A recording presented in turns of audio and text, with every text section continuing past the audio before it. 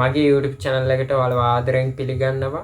ඉතින් අද අපේ වීඩියෝ එකෙන් කතා කරන්නේ තවත් සුපිරිම ස්මාර්ට්ෆෝන් එකක් ගැන review වීඩියෝ එකක්. ඉතින් වීඩියෝ එකට අලුත් කෙනෙක් නම් පහළ තියෙන subscribe button එක click කරලා දිගටම අපිත් එක්ක එකතු වෙන්න. ඔයාලට e-money ඒ වගේම unboxing වගේම tech reviews videos බලා ගන්න පුළුවන්. එහෙනම් අද වීඩියෝ එකට යමු. ඉතින් අද අපි කතා කරන්න බලාපොරොත්තු වෙන්නේ Samsung Galaxy F series එකේ තියෙන ස්මාර්ට්ෆෝන් එක. මේ ස්මාර්ට්ෆෝන් එක තාමත් ලංකාවේ අපිට ඔෆිෂියල් මිලදී ගන්න බැහැ. මොකද මේක මේ අවුරුද්දේ අනිවාර්යයෙන්ම ලොන්ච් කරන්න බොහෝ ඉඩක් තියෙනවා Samsung ආයතනය විසින් නිල වශයෙන්. මේක ඉන්දියාවේ තමයි මේනකොට නිල වශයෙන් ලෝන්ච් කරලා තියෙන නිසා ලංකාවෙත් ලෝන්ච් කරන්න බොහෝ ඉඩක් තියෙන නිසා තමයි අද මේ වීඩියෝ එක අරගෙන ආවේ. මුලින්ම ෆෝන් එක අතර ගන්නකොට දැනෙන්නේ හරිම ස්ලිම් ගතියක්. ඉතින් මේ ස්මාර්ට් ෆෝන් එකේ ඝනකම මිලිමීටර් 7.5ක් විතරයි වෙන්නේ. ඉතින් ඒක නිසා තමයි මේ ස්ලිම් ගතිය අපිට බලා ගන්න පුළුවන් වෙන්නේ. ඉතින් ෆෝන් එක පිටිපස්ස ෆයිබර් රියන්ෆෝස්ඩ් ප්ලාස්ටික් පාවිච්චි කරලා තියෙන හින්දා පෙනුම වගේම ශක්තිමත් බවත් අපිට වැඩිපුර බලා ගන්න පුළුවන්. ෆෝන් එක හීරෙන්න වැටෙන්න තියෙන සම්භාවිතාවය වැටුනට කැඩෙන්න තියෙන සම්භාවිතාවය ගොඩක් අඩු මට්ටමක තියෙන්නේ. ඉතින් විශේෂයෙන්ම දේ තමයි මේ මිලට ඉස්සරහට ගොරිල්ලා ග්ලාස් වික්ටර්ස් ආරක්ෂාවක් දීලා තියෙන එක. ඉතින් මේ ප්‍රයිස් එකට ගොරිල්ලා ග්ලාස් වික්ටර් එකක් බලා ගන්න පුළුවන්. ඉතින් ඒ වගේම පොඩි වතුර පාරකට හරි දූවිල්ලකටගේ ඔරොත්තු දෙන මට්ටමේ IP54 කියන රෙසිස්ටන්ස් පහසුකම තියෙනවා. ලොකු රෙසිස්ටන්ස් පහසුකමක් නෙමේ, නමුත් පොඩි දූවිල්ලකින් පොදකින් වගේ ආරක්ෂා කරගන්න පුළුවන් හැකියාවක් තියෙනවා. ඉතින් ඒ වගේම තමයි මේ ස්මාර්ට්ෆෝන් එක මිලදී ගන්නකොට කළු සහ වයලට් වර්ණ දෙකෙන් මිලදී ගන්න හැකියාවක් තියෙනවා. ඉතින් මේ කලර්ස් දෙක විතරයි තියෙන්නේ අපිට මිලදී ගන්න. ඉතින් ඩිසයින් ඇන්ඩ් බිල්ඩ් එක ගැන තමයි අපි කතා කරේ. ඊළඟට යමු ඩිස්ප්ලේ එක ගැන කතා කරන්න. ඉතින් ඩිස්ප්ලේ එක පැත්තෙන් බැලුවොත් Samsung හැමදාම වගේ සුපිරි වැඩක් කරලා තියෙනවා කියලා ඔයාලා දන්නවා. ඉතින් 9.7ක Super AMOLED ඩිස්ප්ලේ එකක් තමයි මේ ස්මාර්ට්ෆෝන් එකේ තියෙන්නේ. ඉතින් Super AMOLED කියන්නේ හොඳම ඩිස්ප්ලේ එකක් ඉන්ක්ලූඩ් කරලා තියෙනවා.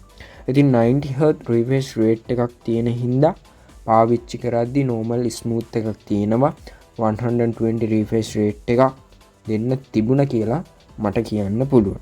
ඉතින් තව දෙයක් තමයි මේ ස්මාර්ට්ෆෝන් එකේ peak brightness නිස්සගය 1100ක් තියෙනවා. ඒ කියන්නේ අවුවේ හිටියත් ඩිස්ප්ලේ එක පැහැදිලිව පේනවා. ඉතින් ඩිස්ප්ලේ එක ගැන මේ ටික තමයි අපිට කතා කරන්න තියෙන්නේ. මේ ප්‍රයිස් එකට ගැටලුවක් නැති ඩිස්ප්ලේ එකක් ඉන්ක්ලූඩ් වෙලා තියෙනවා. ඊළඟට අපි කතා කරන්න යන්නේ මේ ස්මාර්ට්ෆෝන් එකේ software and performance ගැන. ඉතින් මේ ස්මාර්ට්ෆෝන් එකේ රන් වෙන්නේ Exynos 1330 5 nanometer chipset එක.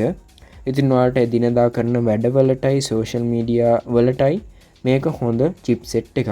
ඒ වගේම තමයි 4GB RAM ඉඳන් 8GB දක්වා වාට ස්මාර්ට්ෆෝන් එක තෝරගන්න පුළුවන්. ඔයාලට කැමති version එකකින් මිලදී ගන්න පුළුවන්. ඉතින් හැබැයි මේ ෆෝන් එකේ තියෙන ලොකුම වාසිය තමයි මේ ස්මාර්ට්ෆෝන් එකේ software එක. ඉතින් මේකේ අපිට Android 15 බලා ගන්න පුළුවන්. Samsung පොරොන්දු වෙනවා මේකට අවුරුදු 6ක් වෙනකන් merge Android upgrade දෙනවා කියලා. ඉතින් ඒ කියන්නේ 2031 වෙනකන් ඔයාට මේ අලුත්ම ෆෝන් එකක් වගේ මේ ස්මාර්ට්ෆෝන් එක පාවිච්චි කරන්න පුළුවන්. ඒක ලොකු හොඳ දෙයක් කියලා මට කියන්න පුළුවන්. වැඩි කාලයක් මේ ස්මාර්ට්ෆෝන් එකේ අප්ඩේට් අපිට බලා ගන්න පුළුවන්. ඉතින් අපි ඒ කතා කරේ performance and software ගැන. ඉතින් ඊළඟට අපි කතා කරන්න යන්නේ මේ ස්මාර්ට්ෆෝන් එකේ කැමරා setup එක ගැන. ඉතින් කැමරා එක ගැන බැලුවොත් අපිට පිටිපස්සේ මෙයින් කැමරා එක මෙගාපික්සල් 50ක ප්‍රධාන කැමරාවක් තියෙනවා. ඉතින් මේකේ OIS තියෙන එක ලොකු දෙයක් කියලා මම හිතනවා. ඉතින් ඒ නිසා වීඩියෝ කරනකොට රෑට ෆොටෝ ගද්දි ඒ කියන්නේ හොඳ ක්වොලිටි එකකින් ෆොටෝස් පැහැදිලිව ගන්න පුළුවන්. ඊට අමතරව 5 මෙගාපික්සල් අල්ට්‍රා වයිඩ් සහ 2 මෙගාපික්සල් මැක්‍රෝ ලෙන්ස් දෙකක් තියෙනවා. ඉතින් සෙල්ෆි වලට මෙගාපික්සල් 13ක කැමරාවක් තමයි දීලා තියෙන්නේ. ඉතින් කැමරාව ඕවර්ऑල් ඇවරේජ් මට්ටමේ කැමරාවක් කියලා මට කියන්න පුළුවන්. මේ ප්‍රයිස් එකට ඉතින් මේ තත්වෙන් ගැටලුවක් නැහැ. ඊළඟට අපි මේ ස්මාර්ට් ෆෝන් එකේ බැටරියන් චාර්ජින් පැත්තට යමු. ඉතින් බැටරිය මිලියම්පියාව 5000කින් බලා ගන්න පුළුවන්. ඉතින් දවසක් ගැටලුවක් නැතුවම පාවිච්චි කරන්න පුළුවන් කැපැසිටි එකක්. ඒ වගේම 25V ෆාස්ට් චාර්ජින් සපෝට් කරනවා මේ ස්මාර්ට් ෆෝන් එකට. හැබැයි මතක තියාගන්න ගොඩක් දුරට Samsung දැන් බොක්ස් එකේ එන්නේ චාර්ජර් එක දෙන්නේ නැහැ. ඉතින් ඒක ඔයාට වෙනම ගන්න වෙනවා. ඉතින් ඔයාලා ඒක දන්නවා. ඉතින් බැටරියන් චාර්ජින් පැත්තට ගියොත් ওই ටික තමයි තියෙන්නේ. ඉතින් රිවර්ස් බයිපාස් මොකුත්ම නැහැ මේ ස්මාර්ට් ෆෝන් එකේ. බැටරි එක ගැන කතා කරොත් ඒත් ඇවරේජ් මට්ටමේ බැටරියන් චාර්ජින් අපිට බලා ගන්න පුළුවන්. ඊළඟට මේ ස්මාර්ට් ෆෝන් එකේ අපි කතා කරන්න යන්නේ ඕවරෝල් ප්‍රධානම දේවල් ටික කතා කරලා ඉවරයි. අපි මේ ස්මාර්ට් ෆෝන් එකේ හොඳ සහ නරක වාසිය සහ අවාසිය ගැන කතා කරන්න යන්නේ. ඉතින් මේ ෆෝන් එකේ අපි දැක්ක සුපිරි දේවල් ටිකක් තමයි අවුරුදු 6ක අප්ඩේට්ස් බලා ගන්න පුළුවන්. බජට් ෆෝන් එකකට මේ වගේ කාලයක් සපෝට් එක දෙන එක ගොඩක් හොඳ දෙයක් කියලා කියන්න පුළුවන්. ඒ වගේම තමයි ඩිස්ප්ලේ එක. ඩිස්ප්ලේ එක අපිට සුපර් ඇමෝලෙඩ් නිසා සුපිරිම ඩිස්ප්ලේ එක්ස්පීරියන්ස් එකක් ගන්න පුළුවන්. ඒ වගේම වික්ටර් ග්ලාස් ඩිස්ප්ලේ එකේ ආරක්ෂාව ඉතාමත් ඉහළ මට්ටමක තියෙනවා. ඒ වගේම OIS වීඩියෝ කරන අයට මේක හුඟක් වටින දෙයක්. මේ ටික තමයි හොඳ දේවල් විදිහට අපි මේ ස්මාර්ට් ෆෝන් එකේ විශේෂයෙන්ම දැක්කේ. ඊළඟට අපි දැක්ක අඩුපාඩු ගැනත් මම කතා කරන්න හිතුවා. මොකද රිවිව් එකක් කරනකොට වාසි විතරක් කියලා බෑ. අනිවාර්යෙන්ම අපි මේ වීඩියෝ එක බලලා ගන්න ඉන්නවා නම් එයාට වැදගත් වෙන විදිහට වීඩියෝ එක කරන්න ඕනේ. ඉතින් මේ ස්මාර්ට් ෆෝන් එකේ දැක්ක අඩුපාඩු ටිකක් තමයි 3.5mm ජැක් එකක් නැහැ. ඉතින් හෙඩ්ෆෝන්ස් ඔයාලට යූස් කරන්න බෑ. Bluetooth හෝ Type C හෙඩ්ෆෝන්ස් වගේ දේවල් තමයි යූස් කරන්න වෙන්නේ. ඉතින් ඊළඟට charging speed. ඉතින් China ෆෝන් වලට සාපේක්ෂව 25V කියන්නේ ටිකක් අඩු ස්පීඩ් එකක් කියලා මම හිතනවා. ඉතින් charging පැත්ත හිතනවා නම් 25V තමයි තියෙන්නේ. ඉතින් අඩුපාඩුවක් ඉදිරිය ගන්නත් බෑ. මං කියන්නේ මේකේ හොයනවා නම් මීට වඩා මං කියන්නේ China ෆෝන් වලත් එක්ක සාපේක්ෂව. ඉතින් ගේමින් පැත්තට ගියොත් තමයි ඊළඟ අඩුපාඩු performance. ඉතින් මේක ගේමින් වලටම හදපු ෆෝන් එකක් නෙමෙයි. සාමාන්‍ය ගේම් වලට ඕකේ වුණාට heavy game වලට නම් ටිකක් අවුල් වෙන්න පුළුවන්. ඉතින් ගේම්ස් ගහන්න නම් මේ ෆෝන් එක රෙකමන්ඩ් කරන්න බෑ.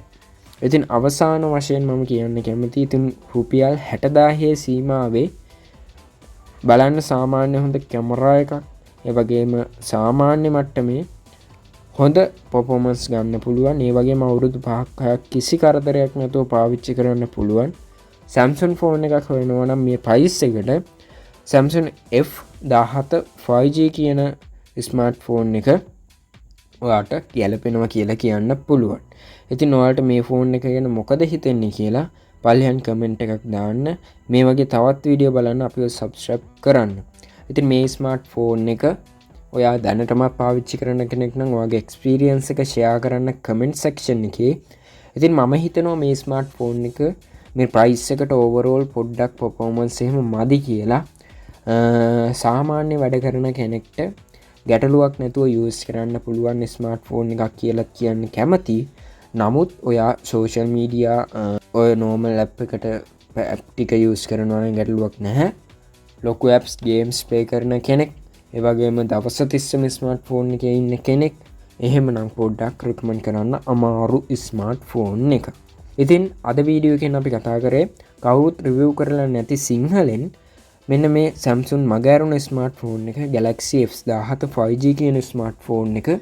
ඉතින් මේ ස්මාර්ට් ෆෝන් එක ගැන තමයි අපි අද කතා කරේ.